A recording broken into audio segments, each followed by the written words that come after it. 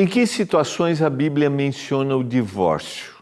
No estudo de hoje, nós vamos ver o que o apóstolo Paulo escreveu sobre esse assunto e nós também vamos ver algumas dicas de como evitar que o casamento chegue a esse ponto. E agora, Escola Bíblica. Olá, tudo bem com você? Estamos juntos aqui no canal da Esperança, TV Novo Tempo, em mais um programa Escola Bíblica. Está chegando aqui pela primeira vez? Está passando aqui pela primeira vez? Neste programa nós estudamos as nossas revistas Esperança, temas que estão relacionados ao nosso cotidiano, temas bíblicos, temas quando estão relacionados ao nosso cotidiano, né? Relacionamento, eles têm uma visão técnica, mas eles sempre são fundamentados na palavra de Deus. E nesta temporada, nossa temporada de dezembro e janeiro, né, que para alguns é um período de férias, nem todos tiram férias nesse período, nós estamos estudando a revista Esperança Entre Família, acreditamos no valor da família, como é importante nós cuidarmos da família, princípios que precisam ser preservados. Então, se você ainda não pediu a sua revista Esperança Entre Família, você pode ligar agora. Nossa equipe está pronta para te atender. 0 Operadora 12 21 27 31 21. 0 Operadora 12 21 27 31 21. Você também pode mandar uma mensagem para o nosso WhatsApp, é o 12 9 82 44, vai aparecer agora, 44 49. 12 9 82 44 44 49. Isso mesmo. Você vai escrever só, quero uma revista. E aí você vai receber um link. Você pode ir direto no link para preencher os dados e receber aí na sua casa. Ou você pode interagir direto e continuar conversando com os nossos atendentes. Tá bom? Peça a sua revista Esperança Entre Família. Nós estamos na lição número 10, o tema sobre adultério e divórcio. Ontem nós começamos o tema do divórcio, qual é a visão bíblica, e hoje nós vamos continuar, tá bom? Temas que fazem parte do nosso cotidiano, é um tema delicado, mas nós temos uma orientação do Senhor para isso, tá? Vamos orar? Senhor, estamos juntos mais uma vez para estudarmos a Tua Palavra, nos dê compreensão, entendimento. Nós clamamos por isso. Mais uma vez eu oro, se alguma família está passando por essa situação, né? O divórcio, os filhos estão sendo afetados. Eu clamo em nome de Jesus Cristo que a Tua mão se estenda, que traga alívio, que traga paz a esse coração. Eu suplico isso em nome de Jesus. Amém. Vamos lá. Quando a gente cita esse tema do divórcio, né? Eu ontem citei aqui o filósofo moderno Zygmunt Bauman, ele escreve sobre o amor líquido, sobre essa geração líquida, os relacionamentos que não estão dispostos a enfrentar dificuldades, desafios, né? E diante de qualquer dificuldade, há a descartabilidade. Eu até menciono, né, que de alguma forma isso que a gente tem do descartar produtos, né, isso se a gente fizer uma análise assim, afetou a vida da gente, né? Assim como a gente descarta hoje as coisas, os produtos, a gente também descarta relacionamentos. Qualquer razão faz com que a gente não quero, né? E a gente busca justificativas para isso. E isso afeta o casamento. A descartabilidade do casamento está muito relacionado a isso. Por outro lado, a gente viveu um período desse suportar o que não deveria ser suportado, que hoje a gente vai resgatar. E o Senhor não deseja, quando a gente fala do suportar o que não deve ser suportado, a gente está falando de uma atitude de opressão, de agressão, entende? O Senhor não deseja isso para a gente. Então, achar o equilíbrio entre isso é extremamente essencial. Tá? A gente vai explorar um pouquinho mais esse tema hoje aqui no programa Escola Bíblica, quando a gente pensar juntos sobre o que a Bíblia fala, o que a palavra de Deus diz sobre este assunto. Como eu mencionei, essa é a nossa lição 10, adultério e divórcio. O texto que a gente vai começar é a primeira carta de Paulo aos Coríntios, o capítulo 1. Se você tem aí a sua Bíblia, é importante que você abra, que você acompanhe, que você confira e que você anote, e vamos sempre buscar a compreensão clara do texto bíblico. Carta de Paulo aos Coríntios, capítulo 7, versos 10 e verso 11. Aos casados ordeno, não eu, mas o Senhor, que a mulher não se separe do marido. Mas se ela se separar, que não se case de novo, ou que se reconcilie com seu marido. E que o marido não se divorcie da sua esposa. Essa orientação. Aos outros digo eu, não o Senhor, se algum irmão estiver casado com uma mulher não crente e esta concorda em morar com ele, não se divorcie dela. Então vamos lá. Ele fala primeiro, de forma geral, que não deve haver o divórcio. E a gente já estudou. Por que a gente trabalhou esse assunto? Por que Jesus fala sobre esse assunto? Porque haviam duas visões, duas linhas rabínicas. O rabino era aquele que era o mestre. Uma mais tradicional que dizia só relação sexual ilícita. E outra mais liberal que dizia por qualquer motivo, até por cozinhar mal. Vejam que o tempo passa, né? E as coisas, né? Sempre haverá aquele que não está disposto a crescer no relacionamento. Tá? E por isso que Jesus vai dizer, para um novo casamento, para que a pessoa tenha um novo casamento, somente por causa da relação sexual ilícita. Tá? E agora, no verso, aos casados ordeno, não eu, mas o Senhor, que a mulher não se separe, tá? Que haja reconciliação. Aos outros digo eu, não o Senhor, se algum irmão estiver casado com uma mulher não crente, então casou com uma pessoa que não é, né? Ou ele é casado com alguém que não é, ele aceitou o evangelho, e esta concorda em morar com ele, não divorcie dela. Então o contexto mostrava que, se ela não é, mas houve uma escolha dele, ele aceitou, ou o contrário também. Então, se ela aceita que vocês vivam, você que aceitou uma mensagem diferente, que vocês vivam, não se divorcie. Por que Paulo está dizendo?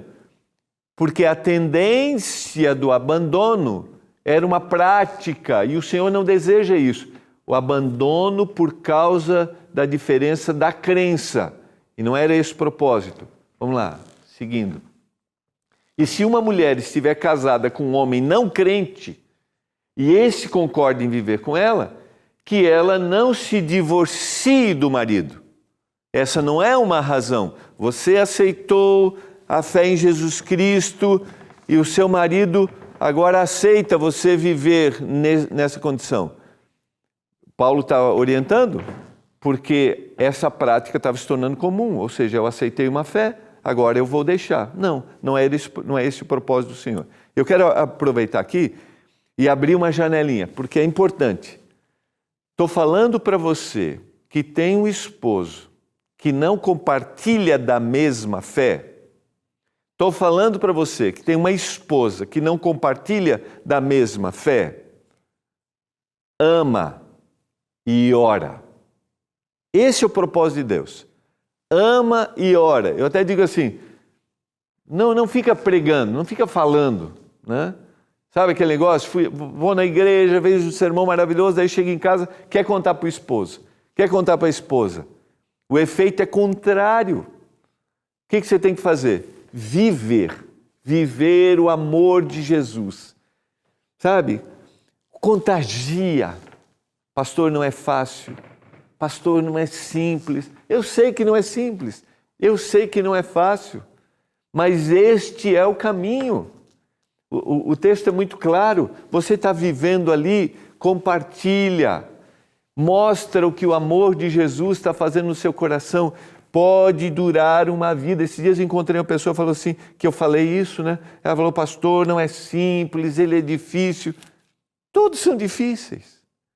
Quando você pensa em relacionamento, são pessoas diferentes, mas você deve estar disposto. Paulo está dizendo aqui, há uma diferença de fé, esteja disposto. esteja com o amor de Jesus no seu coração e você vai ver o Espírito trabalhando. Deixa eu dizer para você. Às vezes, a pessoa também é uma cristã, mas ela não tem visões de temas bíblicos que você tem, por exemplo. Tem uma visão diferente. Respeite essa visão diferente. Mas não é razão para que você deixe. É o que Paulo está dizendo aqui. Verso 14. Porque o marido não crente, olha o que diz o texto, é santificado no convívio da esposa. E a esposa não crente é santificado no convívio do marido crente. Se não fosse assim, os filhos de vocês seriam impuros, porém agora são santos. Então, se você está vivendo numa casa numa diferença de fé, não é razão para você abandonar. O seu convívio vai santificar o outro. E aí eu tenho que pensar, será que aqueles que convivem comigo, estou falando dentro de uma casa, num casamento, que tem fé diferente, eles são santificados pela minha convivência? Eles serão santificados se o Espírito de Deus guiar minha mente, se o Espírito de Deus guiar as minhas emoções e os meus sentimentos. A gente vai trabalhar isso amanhã, sabe? A gente vai conversar um pouquinho sobre isso amanhã. O poder transformador que deve haver, que vai haver, naquele que entrega-se ao Senhor Jesus. Ele vai aprendendo a controlar. Mas se o não crente quiser separar-se, que separe. Se ele quiser abandonar, em tais casos não fica sujeito à servidão nem o irmão nem a irmã. Deus chamou vocês para viverem em paz, pois você, ó mulher, como sabe se salvará o seu marido? Ou você, ó marido, como sabe se salvará a sua mulher? Se se abandonou, ok. E aqui Paulo está falando sobre diferença de fé, mas existem outros contextos de abandono. Existem outros contextos. Lembra? Biblicamente, para um novo casamento, só em caso de relação sexual ilícita, adultério. Agora, temos outros contextos, e eu já citei, alguém que passa por violência, está livre, o Senhor não deseja para construir um novo casamento só em caso de relação sexual. Agora, o Senhor não quer que você suporte, entende? Agora, não foi razão, não teve razão nenhuma, incompatibilidade, por exemplo. Biblicamente, não deve acontecer. Agora, o indivíduo quer ir, ele vai, ele abandona. Querido, às vezes a gente vê absurdos de pessoas que querem forçar alguém para ficar. O Senhor não deseja. Por isso que eu falei, a gente não quer caminhar, sabe? A segunda milha, a gente não quer crescer, a gente não quer suportar. E isso havia no tempo de Jesus. Cozinhou mal, abandona. Havia uma linha rabínica para isso. E no Antigo Testamento também. Mas não foi esse o propósito do Senhor. Por isso que eu quero, quero conversar com você e fazer um apelo para o seu coração. Você não pode forçar ninguém para ficar. Agora, por favor, se você não está disposto a caminhar uma segunda milha, busque ajuda, e a gente vai trabalhar isso agora. Primeiro, para que a situação não chegue, não é o propósito do Senhor que haja um término, e a gente começa a arrumar justificativas. Evitar o divórcio envolve diversos fatores. As causas do divórcio podem ser complexas e variadas, mas existem práticas que podem ajudar a fortalecer o relacionamento e diminuir o risco de separação. Esse aqui é um outro detalhe que daria uma longa conversa, são as justificativas. Num relacionamento, nós temos responsabilidades e culpar ou condenar o outro não é o caminho para o resgate, não é o caminho para um novo momento. E eu quero dar dicas para você aqui, dicas que podem te ajudar nesse processo para não chegar nessa situação. Ou talvez está indo, vamos melhorar. Uma comunicação aberta e honesta. Escute ativamente o que o seu parceiro tem a dizer. Muitas vezes os problemas no relacionamento surgem na falta de comunicação ou da comunicação eficaz. A gente trabalhou isso. Um bom ouvido, os níveis de comunicação. Então tem um bom ouvido pronto para ouvir e lento para falar. Sensibilidade. E às vezes num relacionamento um fala mais do que o outro. E às vezes, quero dizer para você, seja mais específico. Olha, é isso, é sobre isso. Deixa eu dizer, às vezes o homem falta sabe? Ele não... Você tem que ser específico com ele, entendeu? Fala claramente, que às vezes ele não está entendendo, não. E homens queridos, vamos ter sensibilidade para perceber. Agora, não guarda no coração, não guarda, e daqui um pouco vai acumulando, bum! Quando estoura, a situação fica incontrolável. Seja honesto sobre os seus sentimentos, desejos, preocupações. Não guarde rancores ou se retire emocionalmente, pois isso pode criar barreiras e vai acumulando aqui no coração, vai acumulando. Respeito e empatia. Respeitar as diferenças do parceiro e tentar entender as perspectivas dele para melhorar a convivência. Não é necessário concordar com tudo, mas é essencial respeitar o ponto de vista do outro. A empatia ajuda a criar um ambiente de apoio mútuo em vez de uma crítica constante. E aqui eu quero acrescentar um detalhe importante, que é assim, aprenda a conhecer você. Quando você aprende a conhecer você, você vai vendo aquilo que te magoa também. E aprenda a conhecer o outro. Quem é? Esses dias eu vi um recorte desses muito legais, que dizia assim, o que você gostaria que eu fizesse? O que você gostaria que fosse, que eu fizesse por você, foi a pergunta. E a pessoa usou o exemplo de uma necessidade que ele conhecia sobre ela, sobre a pessoa que não tinha tido convívio com o pai, que a fez uma pessoa insegura. E ele diz, eu gostaria de te ajudar a entender que você tem valor, que eu estou com você. Entende? Isso tem a ver com conhecimento do outro e com autoconhecimento. Eu preciso me entender quem eu sou, até porque é a razão pela qual eu às vezes estou agindo de forma equivocada. Aqui, a gente já falou um pouquinho sobre isso. Tempo de qualidade, priorizar o tempo a dois, sem distrações, pode fortalecer o vínculo emocional com a rotina. O tempo dedicado de convivência íntima, o lazer podem ser... e o lazer pode ser negligenciado. Então aqui, deixa eu dizer para você, a gente tem tantas ocupações, estou falando para você, por exemplo, que os filhos são pequenos, que trabalha muito, porque acha que a sua primeira responsabilidade é dar as coisas, suprir talvez aquilo que você não teve na infância. Esse é um negócio interessante, sabe? Eu tive uma infância muito difícil, uma infância com muitas limitações, agora eu não quero que meus filhos passem por isso. E aí eu vou suprimir o tempo que você tem que passar com o seu cônjuge, com o seu esposo, com a sua esposa, entende? Você precisa. Que tempo vocês estão passando só vocês dois? Só vocês dois saíram. É desafiador, mas é importante, porque são ferramentas que vão te ajudar a não criar esse ambiente que você vai se tornando mais suscetível a desistir. Criar memórias positivas juntos, como viagens, hobbies compartilhados ou até mesmo momentos de relaxamento, pode revitalizar a relação. Dentro das suas condições, planeja isso, cria isso. Resolução construtiva de conflitos, todo mundo vai passar. Vai ter que sentar para administrar e a gente tem que procurar resolver de forma construtiva. Onde que nós vamos chegar?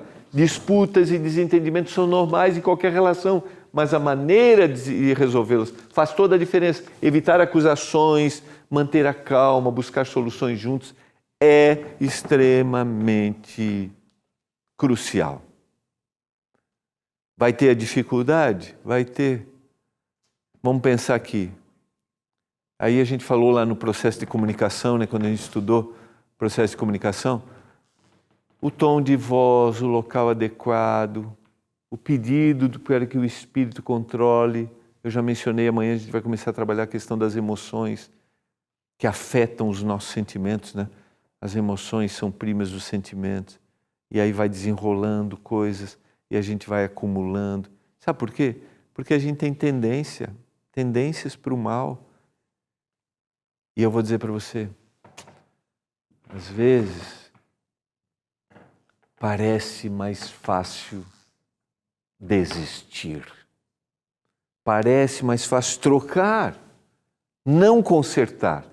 É a visão da descartabilidade, sabe? A gente joga fora e pega outro. É assim, né? Eu não sei se você, do tempo que a gente levava, hoje tem menos, né?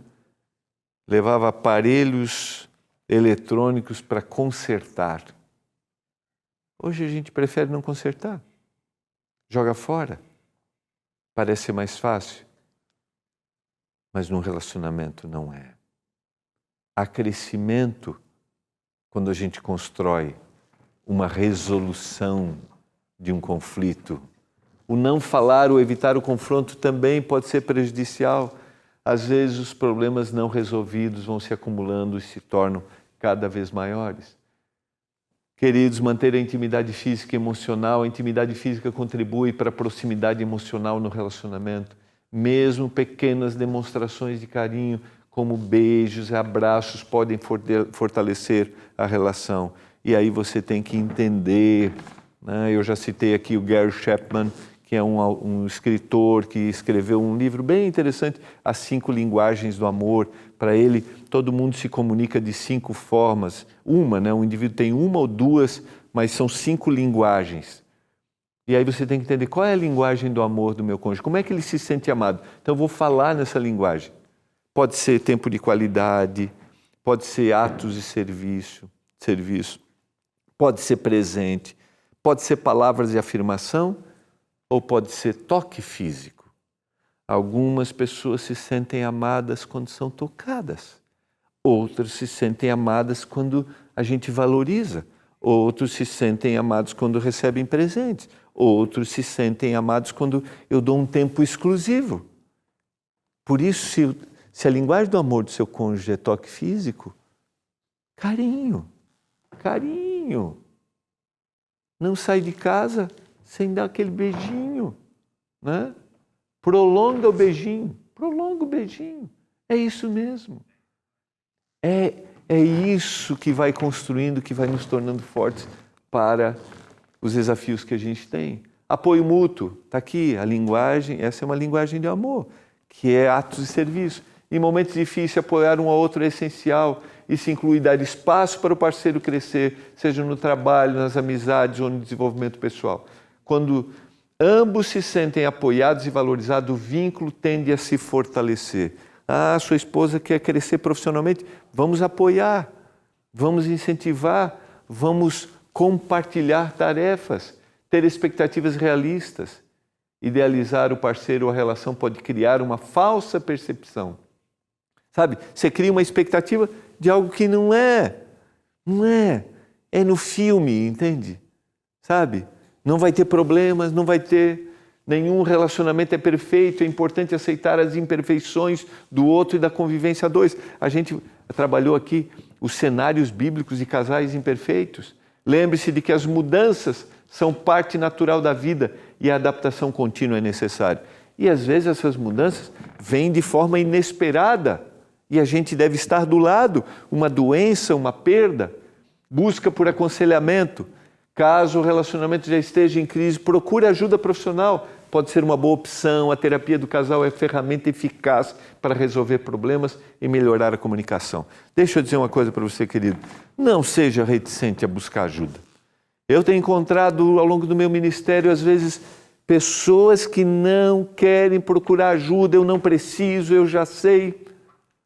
E isso faz com que a gente crie uma situação insustentável. Falta-nos, às vezes, humildade para entender que nós temos nossas limitações. Medo que as pessoas, às vezes, uma terapia vai te ajudar a dizer para você, você está errando nisso. Procure ajuda. Procure ajuda, você vai ver. Tenha o coração aberto. Muitas vezes a ajuda de um terapeuta pode ajudar o casal a entender melhor as suas necessidades e trabalhar junto para superar.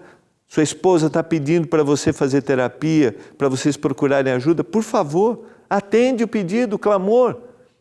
Seu esposo está pedindo e você não quer ir, por favor. Pastor, não dá mais. Acredite no poder e atuação do Espírito Santo. Mantenha o compromisso que você tem. Casamentos exigem esforço contínuo e comprometimento de ambas as partes.